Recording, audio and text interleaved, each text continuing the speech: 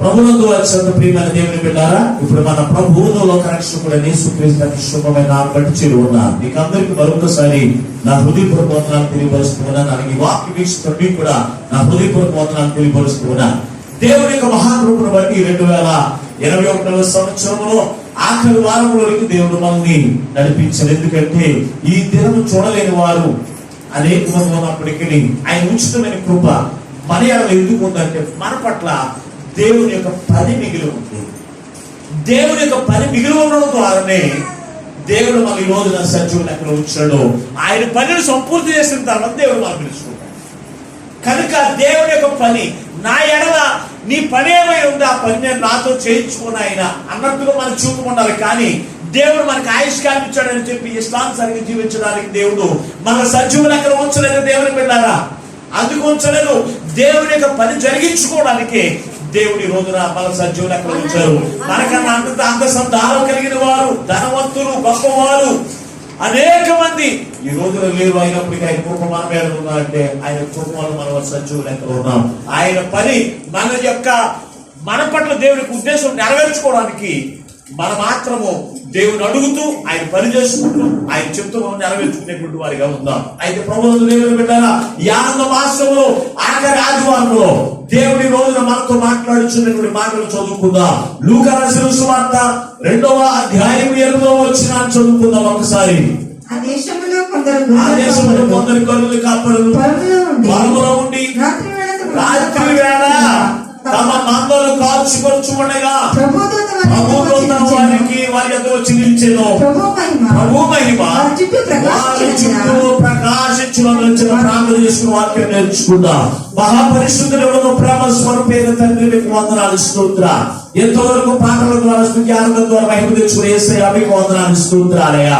ఇదిగో ప్రభు చెరువుతున్న ప్రతి హృదయాన్ని మీరు చూస్తూ ఉన్నారు. ప్రతి హృదయాలకు కావలసిన వాక్యాహారం వడ్డించి బలపరిచి నేను 2వ రాకకు ఆయుధపరచండి.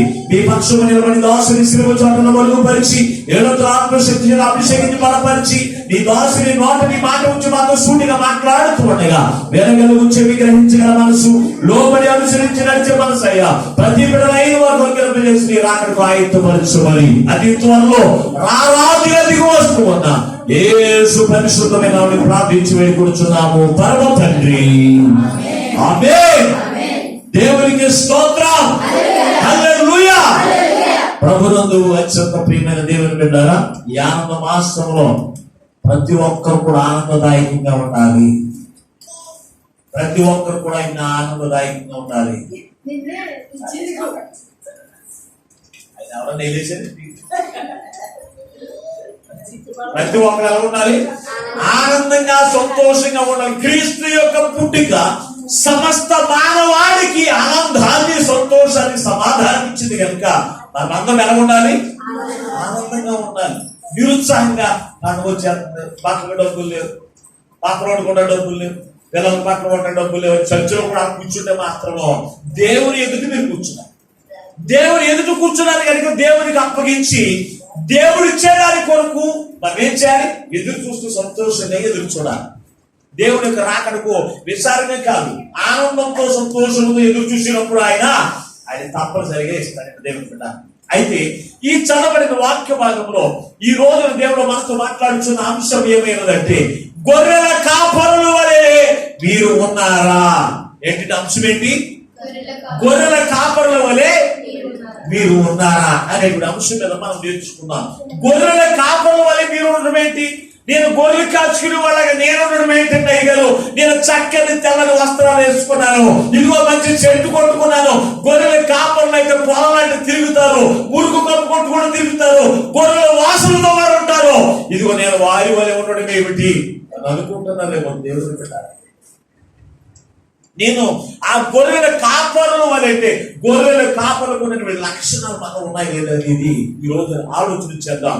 యేసు క్రీస్తు వారి యొక్క పుట్టిక ఎవరికి తెలియపరచబడిన మొట్టమొదటిగా అంటే గొర్రెల కాపరులైన వారికి దేవదూత వచ్చి తెలియపరిచినటువంటి వర్తమానం తెలుసు అంటే మీ కొరకు రక్షకుడు పుట్టి ఉన్నాడనే మాట ఎవరికి తెలియపరిచిందంటే గొర్రెల కాపరులైన వారు. అంటే వీళ్ళు ఎవరు తెలుసు అంటే అత్య జ్ఞానం కలిగినటువంటి వారు, జ్ఞానులైన వారు ఉన్నారు. వీరు జ్ఞానములైన వారు, చదువుకున్నటువంటి వారు, గొర్రెల కాపరులైన వారు. వీరి దగ్గరికి వచ్చి దేవదూత ఏం చేసి తెలుసంటే దర్శించింది. మొట్టమొదటిగా గొర్రెల కాపరులకు ఉన్న లక్షణం ఏంటంటే మొట్టమొదటిగా అంటే దేవుని యొక్క దర్శనాన్ని పొందుకున్నటువంటి గొర్రెల కాపరులు. చూడండి, ఈ రోజున ఈ గొర్రెల కాపరులు దేవుని యొక్క దూత యొక్క దర్శనాన్ని పొందుకునేటువంటి గొర్రెల కాపరులుగా వారు ఉన్నారు. ఈ గొర్రెల కాపరులు తమ మందను రాత్రి వేళ కాచుకుంటూ ఉన్నారంట. రాత్రి వాళ్ళ కాచుకోవడం ఏంటి? రాత్రి వేళ కూడా ఈ గొర్రెల కాపరులు ఏం చేస్తున్నారు? తమ మందను కాస్తూ ఉన్నారు. వాటిని పరిశుద్ధమైనవిగా గొర్రెలు పెంచి దేవునికి బలులు అర్పించడానికి ఆ గొర్రెలను రాత్రి వేళ కూడా నిద్రపోకుండా దేవునికి ఇష్టమైన బలిగా దేవునికి అర్పించడానికి వాటి కొరకు రాత్రులు పగలు కూడా ఏం చేస్తున్నారు? కాల్చుకుంటూనే ఉంటారు. గొర్రెల కాపరులు కూడా లక్షణం. ఈ రోజున సంఘ కాపరులైన వారు దేవుని యొక్క బిడ్డలైన వారిని దేవునికి బలిగా అంటే ఇంపైన సువాసనగా చేసి దేవునికి అర్పించడానికి ఆ గొర్రెల కొరకు కాపరులు ఏం చేయాలి తెలుసంటే రాత్రులు పగలు కూడా నిద్రపోరండి. మీ కొరకు మీరు ఇంటి దగ్గర నిద్రపోతూ ఉన్నప్పుడు, లేకపోతే మీ ఇంటి దగ్గర బిర్యానీ చేసుకుని తింటూ ఉన్నప్పటికీ కూడా గొర్రెల కాపరులైన వారు మీ గురించి అనుదినము కూడా ఏ రాబడమైన వారికి శ్రేష్టమైన ఆహారంతో వారిని పోషించాలి. వారి మీదకి శత్రువులు రాకుండా దేవుని యొక్క కంచు వారి చుట్టూ ఉంచాలి. ఎప్పుడు చూసినా దేవుని బిడ్డలైన వారికి ఏ మేత పెట్టాలి, దేవునికి రక్షణ కంచు వారికి ఎలా ఉంచాలని ఆలోచన చేస్తూ వారు ఏం చేస్తూ ఉంటారో తెలుసా? సరిగా నిద్రపోతారు వారిని కాపరులైన వారు. అలాగే ఈ గొర్రెల కాపరులైన వారు నిద్రపోకుండా ఆ గొర్రెలను రాత్రి వేళ కాస్తూ ఉన్నారు. అంటే యేసుక్రీస్తు ప్రభు వారి యొక్క పుట్టుక ఆ వార్త ఎప్పుడు వచ్చిందంటే రాత్రి వేళ వచ్చింది. అవునా లేదా? రాత్రి వేళ తమ మందను కాచుకుంటుండగా రాశాడు. అంటే రాత్రి వేళ గొర్రెల యొక్క కాపరులకు యేసుక్రీస్తు ప్రభు వారి యొక్క పుట్టుక ఆ మొదటి రాకడను గురించి రాత్రి వేళ వచ్చింది. అయితే రెండవ రాకడ గురించి దేవుడు తెలియపరచుకోవడం. రాత్రి వేళ అనగా రాత్రి వేళ ఒకడు కురుకుబడుతూ ఉండగా, ఒకడు వెలుగు కలిగి ఉండగా దేవుడి యొక్క రాకడ వస్తుంది. ఒకడు ఎత్తబడుతూ ఉన్నాడు, ఒకడు వెలుగుపడుతున్నాడు. అలాగే 10 మంది కన్యకలు కూర్చుని పెండు కుమారుడు కొరకు రాత్రి వేళ కనిపెడుచు ఉండగా ఇదిగో 10 మంది కూడా కురుకుపడుతూ ఉన్నారు. కానీ దేవుని స్వరం వినగానే వెలుగు కలిగిన 5 కన్యకలు కూడా ఏమయ్యారు?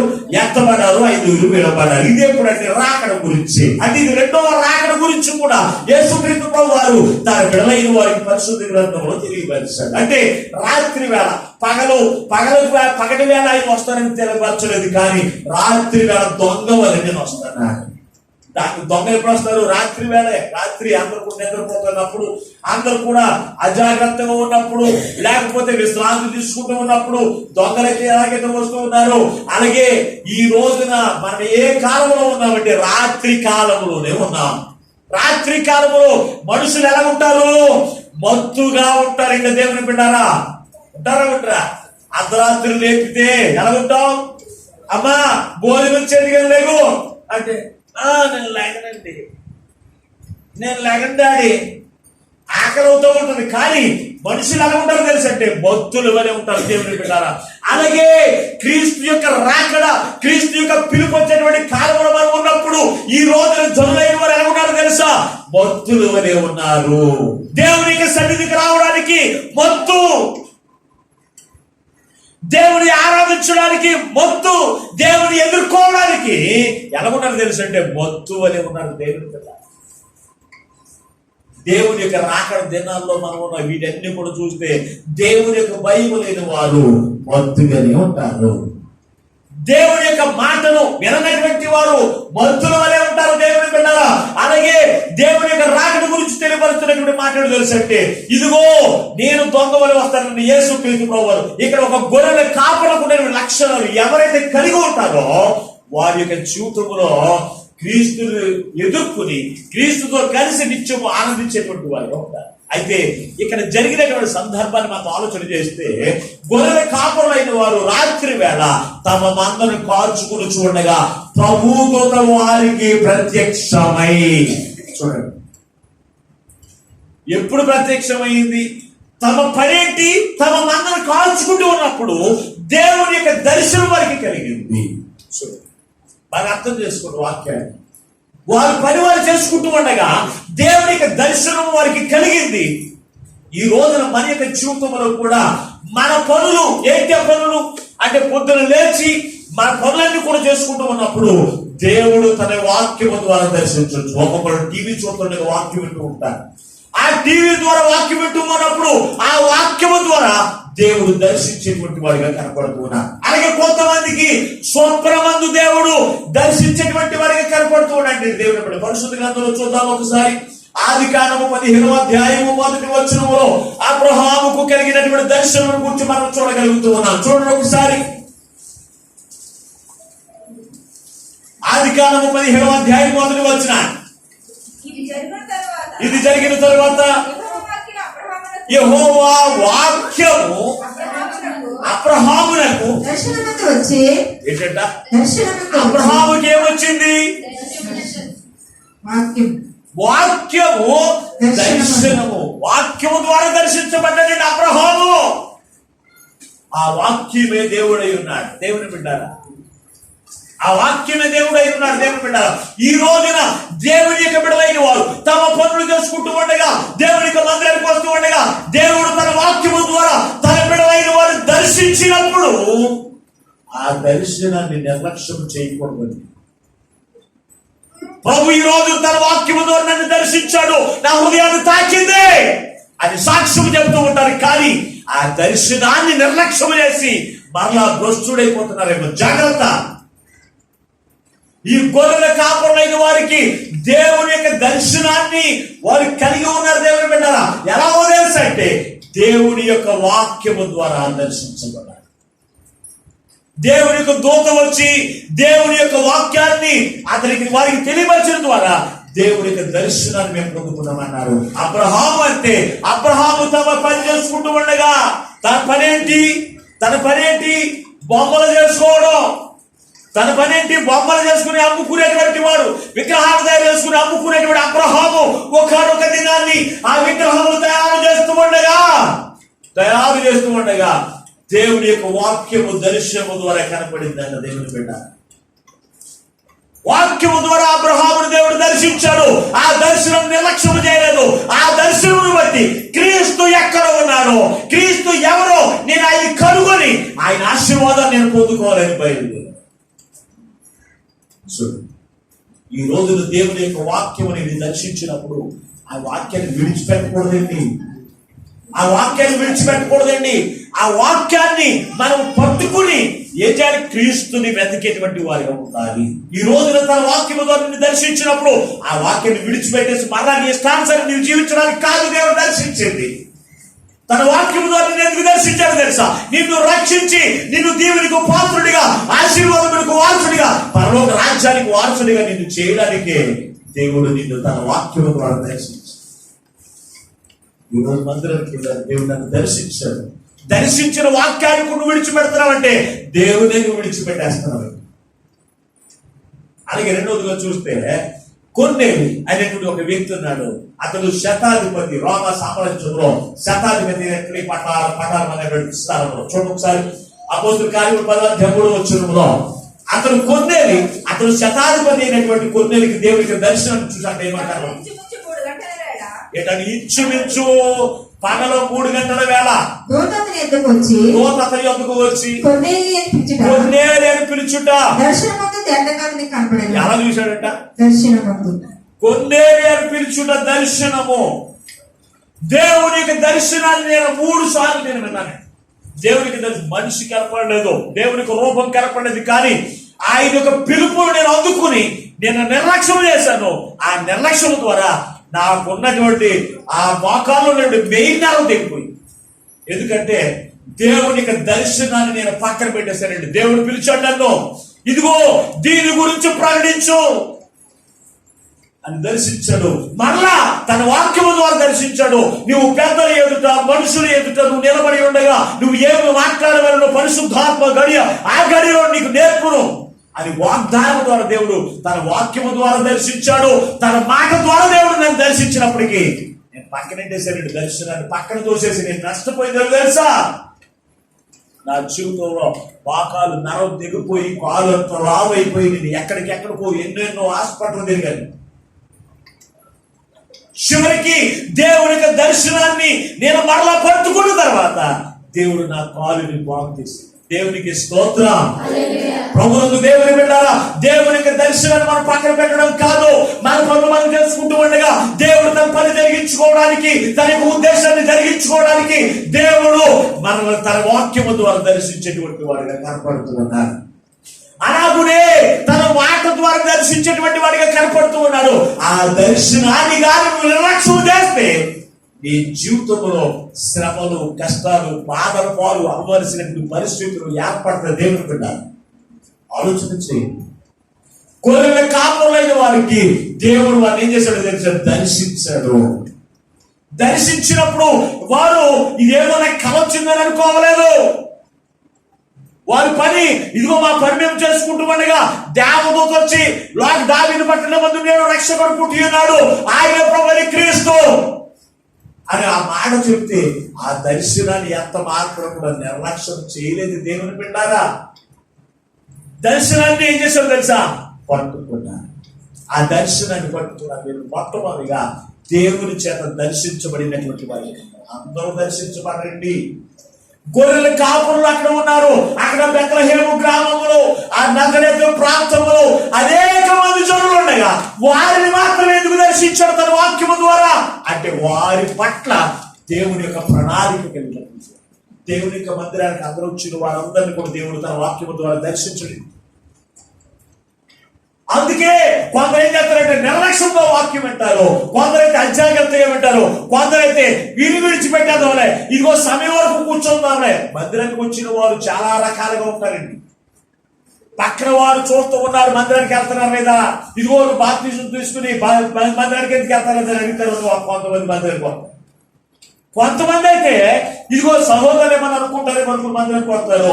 కొంతమంది వారి ఆలోచన చెప్పిన మందిరానికి వస్తారు. దేవుని బిడ్డ అయితే ఈ కాపరులైన వారు, ఈ గొర్రెల కాపరులైన వారు మొట్టమొదటిగా వారికి లక్ష్యపడి తెలిసింది దేవుని చేత దర్శించబడినటువంటి వారిని కనపడుతున్నారు.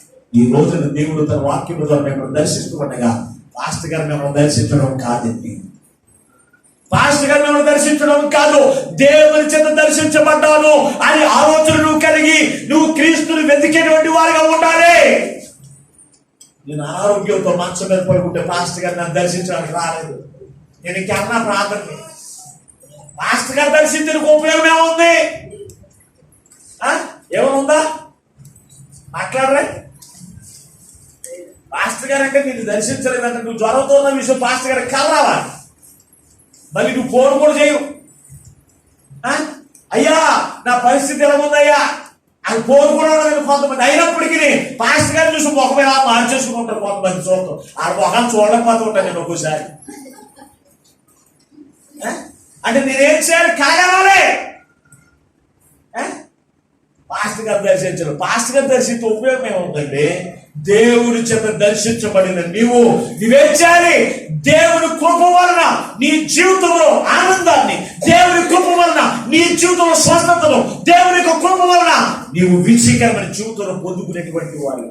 అది ఎవరి ద్వారా వస్తుందంటే దేవుని యొక్క దర్శనం ద్వారా. దేవుడు దర్శించడం, ఈ దర్శనం ఎలా వస్తుందో తెలుసు అంటే తన వాక్యం ద్వారా ప్రజలైన వారిని దర్శించేవాడిగా కనపడుతున్నారు. కొందరైతే ఇంటి దగ్గర ప్రార్థన చేసుకుంటూ ఉండగా స్వప్నమందు కూడా దేవుని యొక్క దర్శనాలు వస్తాయండి. ఆ దర్శనాన్ని కూడా పక్కన పెట్టేయడానికి వీలు లేదు. ఒకవేళ నువ్వు పక్కన పెట్టి నువ్వు తిరిగితే నువ్వు కష్టాలు పాలు, నష్టాలు పాలు, ఏ ఇబ్బందులు పాలు పాల్గొని ఏ దేవుడు. ఎందుకంటే నా అనుభవాన్ని నేను మీ ఎదురు పెట్టినట్టు మాట్లాడాను. ఆలోచన చేయండి. గొర్రెల కాపరికి ఉన్న మొట్టమొదటి లక్షణం ఏంటంట? దేవుని చేత దర్శించబడినటువంటి వారిగా కనపడుతున్నారు.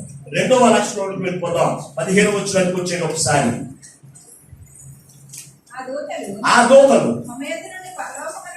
తమ యొద్ద నుండి పరలోకము నుండి వెళ్ళిన తర్వాత ఆ గొర్రెల కాపరులు జరిగిన ఈ కార్యం ప్రభువు మనకు తెలియజేయించున్నాడు. బెత్లెహేము వరకు వెళ్ళి చూద్దాము రండి అని ఒకరితో ఒకడు చెప్పుకొని చాలు. ఈ రెండవ మాట ఏంటంటే, ఒకటి దేవుని చేత దర్శించబడిన గొర్రెల కాపరులు. రెండో మాటలకు వెళ్దాం. రెండో మాట ఏంటంటే, దేవుని యొక్క దూతలు ఏం చెప్పిని, దావీదు పట్టణమందు నేడు రక్షకుడు నీ కొరకు పుట్టి ఉన్నాడు, ఈయనే ప్రభువైన క్రీస్తు అని రక్షకుడని యేసయ్యను గూర్చినటువంటి సంగతులు ఎవరికి తెలియపరిచాయంటే గొర్రెల కాపరికి తెలియపరిచినప్పుడు ఆయన రక్షకుడు, పాప విమోచకుడు, పరలోక రాజ్యానికి నడిపించేటువంటి రక్షకుడు అని వారు ఏం చేస్తారు తెలుసా అంటే గ్రహించారు. ఇది గొర్రెల కాపరుకున్న రక్షణ ఏంటంటే గ్రహింపు. దేవుని యొక్క దూత చెప్పిన మాటలను గ్రహించేటువంటి వారిగా ఉన్నారు దేవుని బిడ్డలారా. గ్రహించడం అంటే ఏంటి? అర్థం చేసుకోవడం. దేవుని యొక్క మాటలను గ్రహించడం అంటే అర్థం చేసుకోవడం. ఈ గ్రహింపు అందరూ గ్రహిస్తారా దేవుని వాక్యాన్ని? మరి ఎవరు గ్రహిస్తారు? పరిశుద్ధ గ్రంథంలో చూద్దాం ఒకసారి. సామెతల గ్రంథంలోకి వెళ్దాం. సామెతల గ్రంథం 28వ అధ్యాయం 5వ వచనం. సామెతల గ్రంథం 28వ అధ్యాయం 5వ వచనం.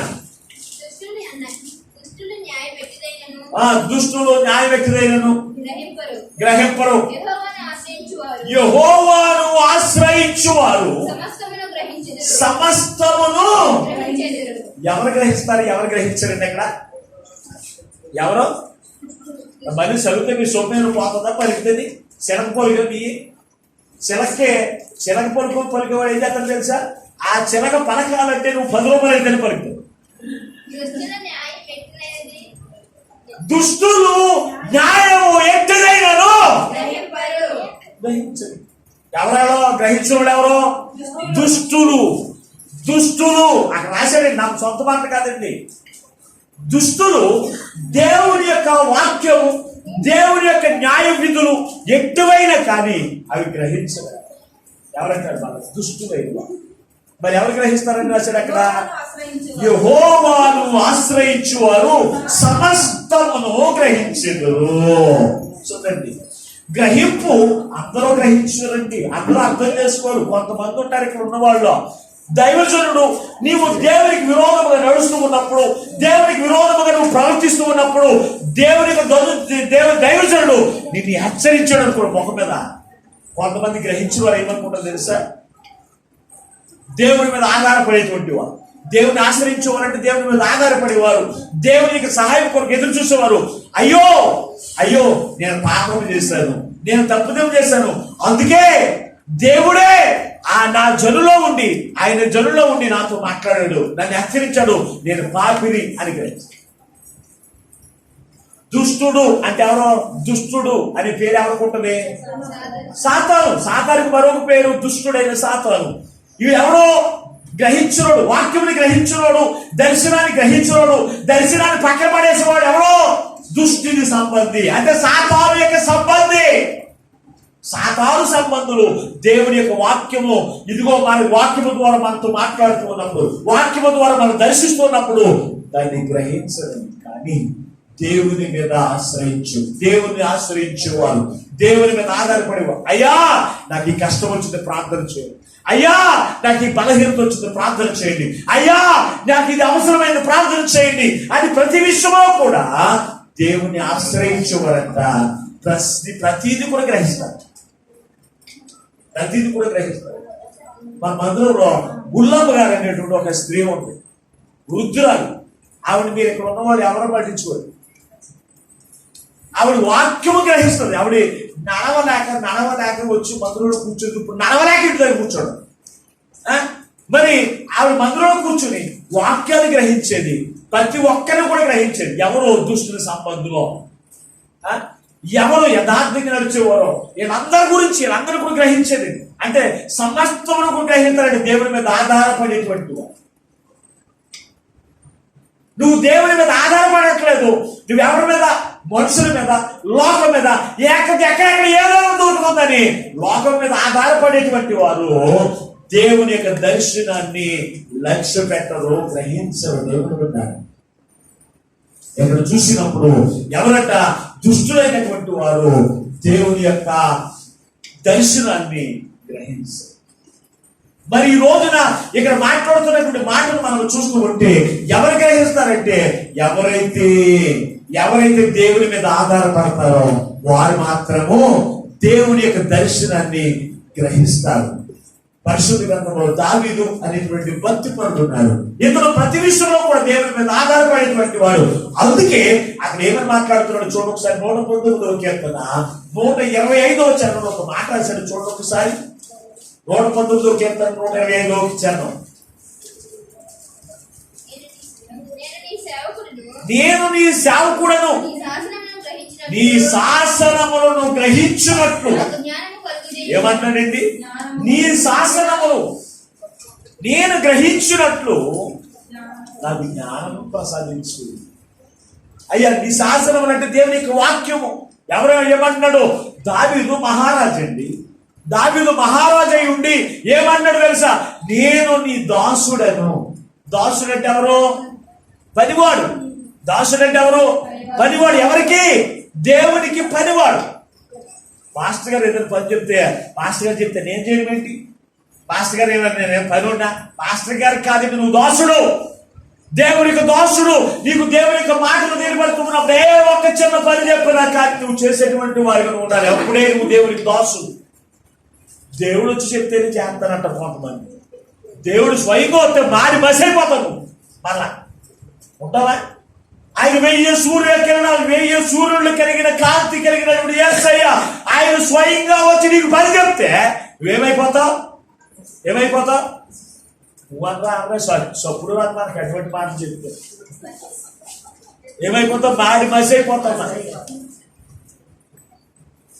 మాడి మరి తన దాసులు మనకు ఒక పని చెప్తే మనకు ఎలా ఉండాలి? నీ దాసుడు ఆలకిస్తూ ఉన్నాడు, సెలవిప్పు అనాలి. ఎప్పుడు అయ్యా నువ్వు పని చెప్పు, నేను చేస్తాను నీ దాసుడిని. రాష్ట్ర గారు నేను నాకు పని చెప్తారేంటి? నేనే పని చేసుకోలేకపోతుంటే అంటే ఎవరు చేస్తారు? నువ్వెవరికి దాసుడు?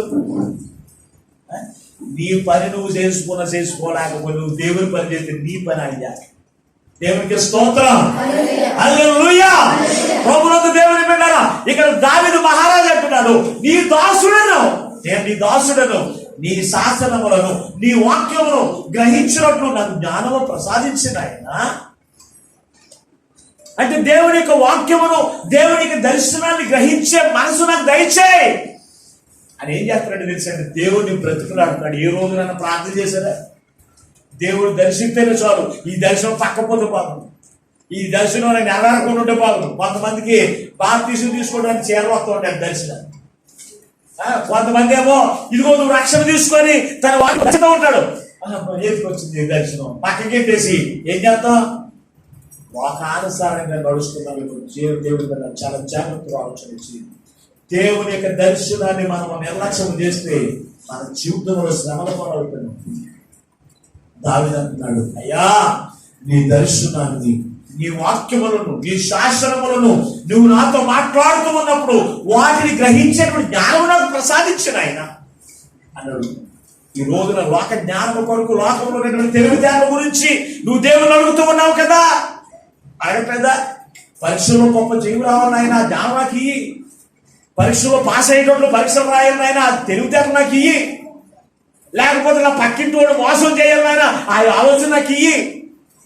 అనగండి కొంతమంది శ్రమల పాలు చేయాలి, ఆ తెలివితేట నాకు ఒక ఆలోచన వస్తే బాగుండు, పక్కన నాశనం చేసేది అంట బాగు. ఈ దర్శనాన్ని గ్రహించడం కాదు దేవుని బిడ్డలారా.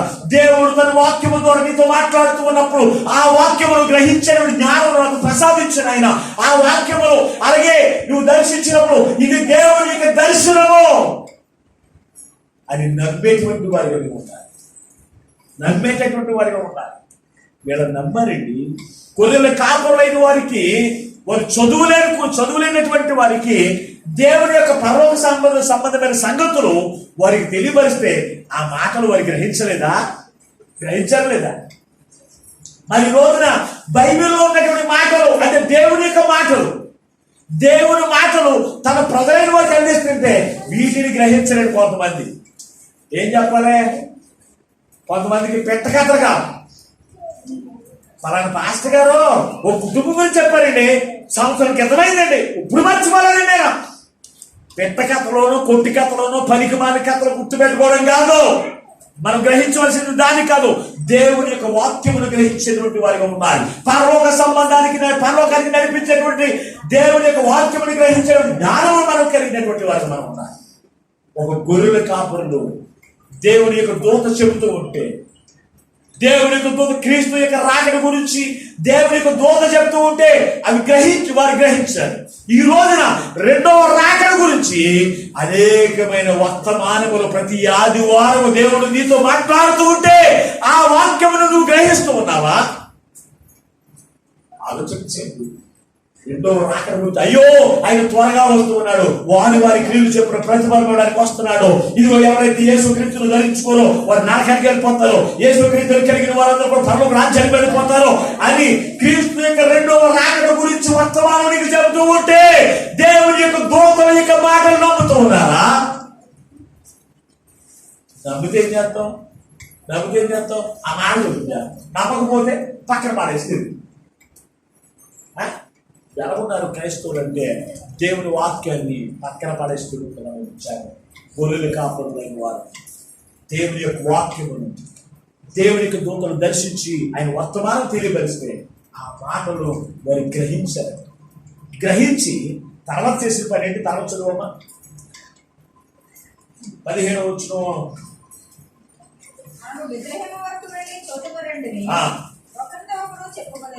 ఏం చేశారట? ఒకరితో ఒకడు నేను చేసిన పని ఏంటంటే ఒకరితో ఒకడు వెళ్ళి చూతుము రండి అని చెప్పు. అంటే ఇది ప్రోత్సాహము. దీనికి మరొక పేరేంటి? ఏంటంటే గొర్రెల కాపరులు తమతో చెప్పబడిన మాటలను బట్టి ఎవరికి వాడే వచ్చాడంటే యేసుప్రభువు వారి దగ్గరికి ఏం చేశారు? ఒకరితో ఒకరు చెప్పుకున్నారంట. ఎక్కడికి వెళ్ళడానికి? యేసు క్రీస్తు దగ్గరికి వెళ్ళాలి. శిశువుగా ఉన్న యేసయ్య దగ్గరికి వెళ్ళడానికి ఒకరితో ఒకరు చెప్పుకుంటూ ప్రోత్సహించుకుంటూ వారందరూ కూడా వెళ్ళి యేసు ప్రభువుని ఈ రోజు ప్రార్థనకి ఎలా వస్తున్నారు మీరు? ఇప్పుడు చెప్పండి ఎలా వస్తున్నారు మీరు? మనం మందిరానికి రావడం అంటేనే మనం దేవుని దగ్గరికి రావడం, అవునా? యేసు ప్రభు దగ్గరికి రావడం, మందిరానికి రావడం అంటేనే. మరి యేసు ప్రభు వారి దగ్గరికి ఎలాగ వస్తున్నాం? దాని ముందు వచనంలో ఒక మాట రాశారండి, చూడండి. మరొకసారి చదువున్నా మాటని.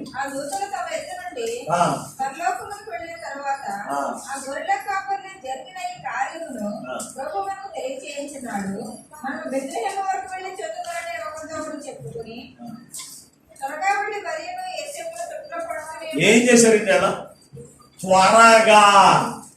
త్వరగా వెళ్ళారు. ఇక్కడ చూసినప్పుడు ఒకటి దేవుని చేత దర్శించబడ్డారు, రెండవది దేవుని యొక్క దూత చెప్పిన మాటలు గ్రహించారు, మూడవది త్వరగా. అదేంటి మా గొర్రెలు కాల్చుకోండి, గొర్రెలు ఎవరు కాస్తామారా? రాత్రి వేళ అయ్యో దేవునికి శుభవర్తమానం తెలియపరిచినప్పుడు గొర్రెలు కాపులు ఏమనాలి?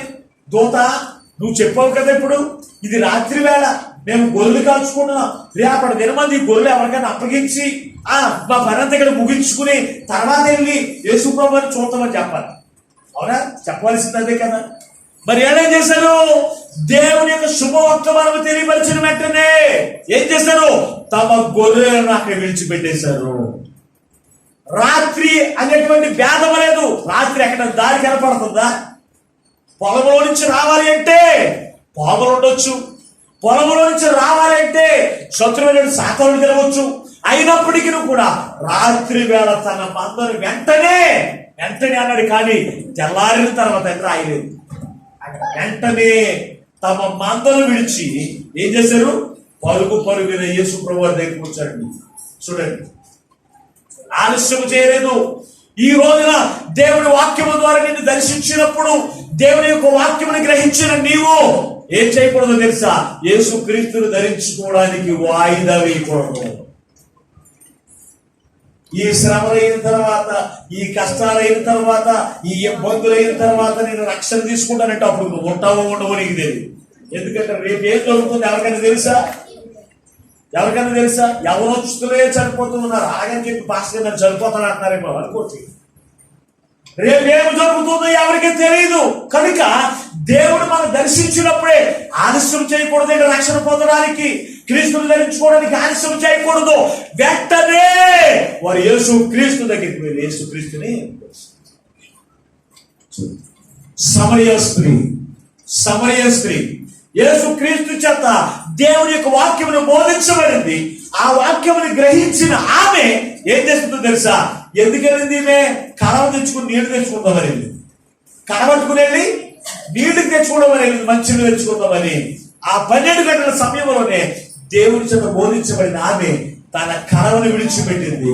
యేసు క్రీస్తుని అక్కడే రక్షణ పొందుకున్న ఆమె ఏం చేసి సమరయులందరినీ కూడా ప్రోత్సహించి దేవుని దగ్గర తీసుకొచ్చింది. సమరయులందరినీ కూడా ప్రోత్సహించి యేసయ్య దగ్గర రక్షణ ఉంది, యేసయ్య దగ్గర జీవజలం ఉంది, ఆయన దగ్గరికి రండి, ఆయన మనం కలిగి ఉంటే ఎప్పుడు కూడా మనం దప్పుకోము, ఆయనతో నిత్యం ఆనందిస్తామని అనేక మందిని ప్రోత్సహించినటువంటి కుమార్తె వలె ఉంది. ఈ రోజున నీ జీవితంలో దేవుడిని దర్శించినప్పుడు ఒకవేళ నువ్వు ఆలస్యం చేస్తున్నావేమో, నిర్లక్ష్యం చేస్తున్నావేమో, లేకపోతే అశ్రద్ధగా ఉన్నావేమో. అందుకు ఈ రోజున ప్రభు నీతో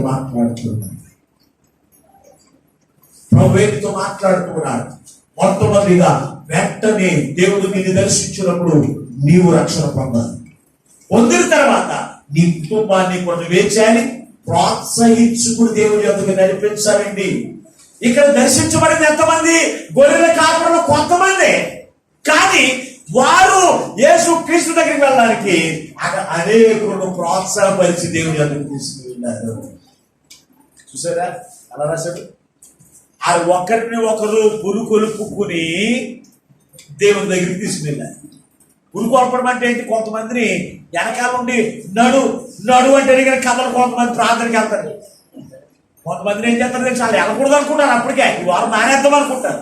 కానీ ఒక్కొక్కరు అన్నగారు లాంటి వాళ్ళు ఉంటారు, నడు నువ్వు వచ్చే వరకు నేను వాళ్ళు ఇక్కడే కూర్చుంటానంట. అప్పుడు ఏం చేస్తారు? అయితే ఒక 5 నిమిషాలు ఉండని గబగబా బయలుదేరి ప్రార్థన. ఊరుకోనుకోవడం అంటే అది. అంతేగాని నువ్వు నరకానికి పోయావు, నేను ప్రార్థనకి వెళ్ళిపోతున్నాను అని వదిలేసి వచ్చాడు. ఇంకా నేను దేవుని దగ్గరికి వెళ్తున్నాను, నేను దేవుని చూడటానికి వెళ్ళిపోతున్నాను అని వదిలేసి రావడం కాదు. ఒకరిని ఒకరు, నువ్వు క్రీస్తుని ధరించుకుని, నీవు క్రీస్తుని పొందుకుని, నీవు క్రీస్తు చేత దర్శించబడిన నీవు ఒకరిని ఒకరు ప్రోత్సహించుకునేటువంటి వారు అని ఉండాలి. దేవుని వద్దకు, దేవుని యొక్క మందిరానికే కావచ్చు, క్రిస్మస్ ఆరాధనలోనికే కావచ్చు, నువ్వేం చేయాలి? ఒకరికి ఒకరు పురుకొల్పుకోవాలి దేవుని కదా. కానీ ఏ విషయంలో పురుకొల్పుకుంటారో తెలుసా? క్రైస్తవులు ఈ రోజున ఎలా ఉన్నారో తెలుసా? చదువు ఒకసారి పరిశుద్ధ గ్రంథములో నెహెమీయా గ్రంథము 13వ అధ్యాయం 2వ వచనం ఒకసారి చదువుతాం. నెహెమీయా గ్రంథము 13వ అధ్యాయం 2వ వచనం.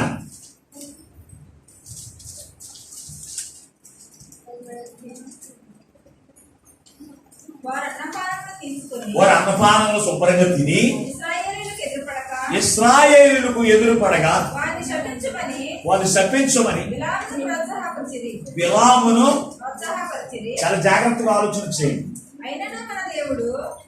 బిలామును దేవునికి ప్రోత్సాహపరిచాడు. బిలాము ఇశ్రాయేలు ప్రజల్ని శపించడానికి, అంటే దేవునికి ప్రజలైన వారిని శపించడానికి ఎవరు ప్రోత్సహించాడండి? బిలామును ప్రోత్సహించాడు. ఏమని? రాజు బాలాకు రాజు అంటున్నాడు, ఇదిగో నీవు ఎవరైతే దీవిస్తావు వారు దీవించబడతారంట, ఎవరిని శపిస్తే శపించబడతారంట. ఇదిగో ఓ దేవునికి జరుడా, ఇదిగో నేను నీకు మంచి బంగారం వెండి వస్త్రాలు ఇస్తాను, నువ్వు రా వచ్చి ఇశ్రాయేలు ప్రజలందరికీ కూడా శపించని ప్రోత్సాహపరిచాడంట దేవుని. అంటే దేవునికి ప్రజలైన వారిని బాధించడానికి ప్రోత్సాహపరిచినటువంటి వాడిగా ఉన్నారు ఆ దేశంలో. ఈ రోజున అటువంటి వారు లేరా? క్రైస్తవులు కొంతమంది పాస్టర్ గారిని బాధపడ్డారు. నిన్న మాటంటే ఊరుకున్నావా? పాస్టర్ గారు నిన్నే అన్నారు, నువ్వు ఎలా ఊరుకున్నావు ఏంటి? ప్రార్థన ఎంత తిట్టుకెళ్ళి మర్చిపోతుంది. దేవుడే నన్ను దర్శించాడు, దేవుడు నా తప్పుతో అంతా కూడా తెలియపరిచాడని కొంతమంది ఏమనుకుంటారంటే పర్లేదులే అని ప్రార్థన చేసుకుంటారు, పోవడానికి క్షమించండి. వస్తుంది మూడవ మొప్పలాగా దగ్గరికి వస్తుంది, పక్కన కూర్చోవాలి. ఆవిడ ప్రార్థనకు వచ్చావిడే ఎలా ఊరుకున్నావు? అంతమందిలో నేనేస్తాను పాస్టర్ గారు, నువ్వు ఎలా ఊరుకున్నా? ఊరుకోకు, రేపు బాగా కడిగే అంతే. ఈవిడికి ఇంకా ఎక్కడికి లేచిపోద్ది అప్పుడు ఊరుకున్నాను. అప్పుడు సర్దనే ఉంటుంది. ప్రోత్సహించినప్పటికీ త్రావు ఉప్పుపోద్ది. ఇంకా ఉబ్బిపోయి ఎంతలో వచ్చి పాస్టర్ గారి మీద పడిపోతుంది అంతే. ఇంకా పాస్టర్ గారు బెదిరిపోయి దాని వల్ల పారిపోకపోయి ఈరోజు జరుగుతుంది. ఆలోచన చేయండి ప్రియమైనటువంటి దేవుని బిడ్డలారా, దేవుని గురించి దేవుని నువ్వు ప్రోత్సహిస్తున్నావు, దేవుని బాధించడానికి నువ్వు ప్రోత్సహించబడుతున్నావేమో, దేవుని వేధించడానికి నువ్వు ప్రోత్సహించబడుతున్నావేమో. ఆనాడు పరిశీలన పని అంతేనండి. శాస్త్రులు పరిశీలన వరకు వారు తెలుసా, యేసు ప్రభువుని ఒక మాట దొరికితే చాలు ఈయన పట్టుకుని రాడుతో కూడా చెప్పేద్దాం అనుకునేవాడు అని ఒకరినొకరు ప్రోత్సహించుకుని ఆయన వెనకాల తిరిగేవాడు. మళ్ళా నేను ఎవరి వెనకాల తిరిగేవాడు? నేను యేసు ప్రభు వెనకాల తిరిగేవాడండి. ఆయన ఎక్కడ వాక్యం చెప్పిన ఎలా ఉండేవాడు అంటే ఎలా కూడా క్రైస్తవులే. చూడండి, ఆలోచన చేయాలి ప్రియమైనటువంటి దేవుని పెట్టాలి. మన ప్రోత్సాహం ఏ విషయంలో ఉండాలి తెలుసంటే, మనం అనేకులను క్రీస్తు యొద్దకు నడిపించడానికి మనం ప్రోత్సాహపరిచేవారిగా మనం ఉండాలి. ఒకవేళ దేవుడే నీ తప్పులను ఎత్తి చూపించి నిన్ను గద్దించినప్పుడు నువ్వేం చేయాలి తెలుసా? పక్కనున్న సహోదరి నీవు ఒక సహోదరి ఆ వాక్యం ఎరగక ఆ వాక్యమును గ్రహించగా బాధపడుతుండే నువ్వు వెళ్ళేం చెప్పాలో తెలుసా? దేవుడు నిన్ను దర్శించాడు, నువ్వు తప్పుదం చేస్తావు, నువ్వు మోసం చేసావు, లేకపోతే నువ్వు అబద్ధం జీవితం జీవించావు, అందుకే దేవుడు నిన్ను దర్శించాడు. నువ్వు ప్రార్థన చేసుకో, దేవుడు నిన్ను క్షమించి నీకు సహాయం చేస్తాడు అనేటువంటి విధముగా ప్రోత్సహించాలి. కానీ ఏం చేయాలి? అనుకున్నారండి క్రైస్తవులు అనుకున్నారు, శపించడానికి ప్రోత్సాహపరిచినటువంటి వాళ్ళు ఉన్నారంట ఇశ్రాయేలు ప్రజలైన వాళ్ళు. జాగ్రత్త. మరొక మాత్రం చదవండి ఒకసారి. అక్కడే అపోస్తలుల కార్యక్రమం 18వ అధ్యాయం 27వ వచనం చూడండి. సంఘం ఎలాగ ప్రోత్సాహకరంగా ఉండాలి సేవకుడు చూడండి. అక్కడ ఉన్న చాలా ఒకసారి అపోస్తలుల కార్యక్రమం 18వ అధ్యాయం 27వ వచనం. తరువాత అతడు అకయకు పోదలిచినప్పుడు అతన్ని చేర్చుకోవాలని సహోదరులు ప్రోత్సాహపరిచే చాలు. ఒకసారి ఆయన చాలు. అపోస్తలుడైన పౌలు ఒక ప్రాంతానికి వెళ్ళి అక్కడ సువార్త ప్రకటించి అక్కడి నుంచి ఏం చేస్తారంటే తిరిగి ప్రయాణమై అకయ అనేటువంటి ప్రాంతానికి వెళ్ళిపోవడానికి ప్రయాణం మొదలైనప్పుడు అక్కడ సహోదరులందరూ అంట ఒకళ్ళకొకరు ప్రోత్సాహపరుచుకుని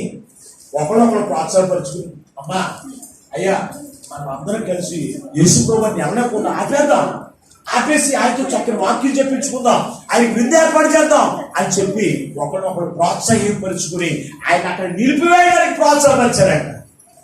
ఈరోజు మన ప్రోత్సాహం ఏమవుతుంది? ఒక దైవజనుడు మీరందరూ చాలా ప్రోత్సాహకరంగా ఉంటారండి, నాకు తెలుసు. చాలా ప్రోత్సాహకరంగా ఉంటారు.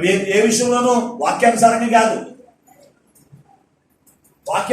కాదు. నేను వేరుగా భారతంగా మాట్లాడుతున్నాను, కానీ చాలా ప్రోత్సాహకరంగా ఉంటారు. ఎలాగ తెలుసంటే చేస్తే అందరూ చేస్తారు, లేక అందరూ మాయ అంటే ఎంతో ప్రోత్సాహం. ఈ ఐక్యత నాకు బాగా నచ్చుతుంది. మీలో ఈ ఐక్యత నాకు చాలా బాగా నచ్చుతుంది. ఈ ఐక్యత చూడండి, వాళ్ళు ఏం చేశారంటే అపోస్తలుడైన పౌలు అతడు ప్రయాణం వెళ్ళిపోతుంటే ఏదో ఒకరిని ఒకరు పులుకొల్పుకుంటూ ప్రోత్సహించుకుంటూ ఆ దైవజనుడిని ఎల్లనివ్వకుండా అక్కడ నిలుపుకుని వాక్యం అందించుకోవడానికి ఆయనకి సేవలు చేయడానికి ఎంత ప్రోత్సాహకరంగా ఉన్నారండి. అంటే దేవుణ్ణి వాళ్ళ హృదయంలో చేర్చుకోవాలి అంటే దైవజనుడు ఉండాలి. అంతేకాని ఇంటి దగ్గర కూర్చుని వాక్యం చదివేసుకున్నంత మాత్రాన, ఇంటి దగ్గర కూర్చుని ప్రార్థన చేసుకున్నంత మాత్రాన నువ్వు పరలోక రాజ్యం వెళ్ళిపోవండి. దేవుని బిడ్డలారా, యేసుక్రీస్తు ప్రభువారు నీ హృదయంలో జన్మించాలి అంటే దేవుని యొక్క దూత ఆయన ప్రోత్సాహము ఆయన ఎదుట ఉండాలి. పరలోక సంబంధమైన వర్తమానం నీకు అందిస్తేనే ఆ వర్తమానం ద్వారా నువ్వేం చేయబడతావో తెలుసంటే యేసుక్రీస్తు ఎవరో ఆయన తెలుసుకుంటావు, యేసుక్రీస్తులో విమోచన పొందుకుంటావు, ఆయన ద్వారా విడుదల పొందుకున్న నీవు దేవునికి రాజ్యానికి చేర్చబడతావు. అంతేకాని దేవునికి యాజకుడు ఉంటే ఏంటి, లేకపోతే ఏంటి, నాకు ప్రార్థన రాదా, లేకపోతే నేను ఆరాధన చేసుకోలేనా అని పనికిమాలిన ఆలోచన చేసుకుని దుష్ట ప్రేరేపణ, దుష్ట ప్రోత్సాహము కలిగి నువ్వు జీవిస్తే గనక బిలాము ఏమైపోయాడో తెలుసండి. బిలాము ప్రవక్త దేవుని యొక్క ప్రజలైన వారిని బాధించడానికి ప్రోత్సహించబడినటువంటి వాడు ఏమైపోయాడు తెలుసా? దేవుని చేత ఆశీర్వదించబడిన వాడే అయినప్పటికీ కూడా పనికిమాల యొక్క ప్రోత్సాహం ద్వారా వారి మాటిని ఏం తెచ్చుకున్నాడు తెలుసు అంటే మరణాన్ని తెచ్చుకున్నాడు. ఎవడో గురి చూడక విసిరాడంట వాళ్ళు. ఇతను యుద్ధంలో పనా దైవజనుడు యుద్ధానికి వెళ్ళాల్సిన పనే ఉందా? యుద్ధంలో ఎక్కడో బడి విసిరితే వచ్చి గుండెలో కూర్చున్నాడు. మరి ఇంతకుముందు ఏమని అడిగాడు తెలుసా బిలాము దేవుని? నీతిమంతుని మరణం నాకు అనుగ్రహించిన ఆయన అని అడిగాడు. మరి ఆ మరణం రాలేదు. ఎందుకో తెలుసు అంటే ఇతడు పనికి మాలిన ప్రోత్సాహానికి ఇతడు లోబడిపోయాడు. ఒకవేళ పనికి మాలిన ప్రోత్సాహాలు మీతో ప్రేరేపిస్తే కనుక అటువంటి ప్రోత్సాహానికి నువ్వు లోబడ్డవా నీవే నాశనం అయిపోతావు. నీ జీవితంలోనే నాశనం తెచ్చుకుంటావు, శ్రమలు తెచ్చుకుంటావు, కష్టాలు పాలవుతావు. జాగ్రత్తలు దేవుని అలాగని చెప్పి పాస్టర్ గారు నాశనం అయిపోతావు అన్నట్టు ఈ ముగిలి ముక్కలన్నీ వదిలేస్తారు. ఈ ముగిలి మొక్కలన్నీ వదిలేసి వాక్యమంతా వదిలేసి చివరి మొక్క ఏమని చెప్తారు తెలిసి ప్రార్థన కానివాళ్ళు ఇంటికి వెళ్ళి ఈ వారం ప్రార్థన కానివాళ్ళు ఇంటికి వెళ్ళి అటువంటి వాళ్ళు ఉన్నారు కొంతమంది సహోదరులు. పాస్టర్ గారు మీరు నాశనం అయిపోతారన్నారండి. ఏంటి ఎందుకు నాశనం అయిపోతుంది? ఇది చెప్పలేక ఇది చెప్తానికి అర్థమవుతుంది. ఈ వాక్యం అంతా చెప్ప ఇదంతా వదిలేస్తాను. వదిలేసి ఎలా చర్చలో అసలు ఆ మాట అనొచ్చండి, చర్చలను దైవజనులు ఆ మాట అనొచ్చండి, మీరు నాశనం అయిపోతారన్నారండి.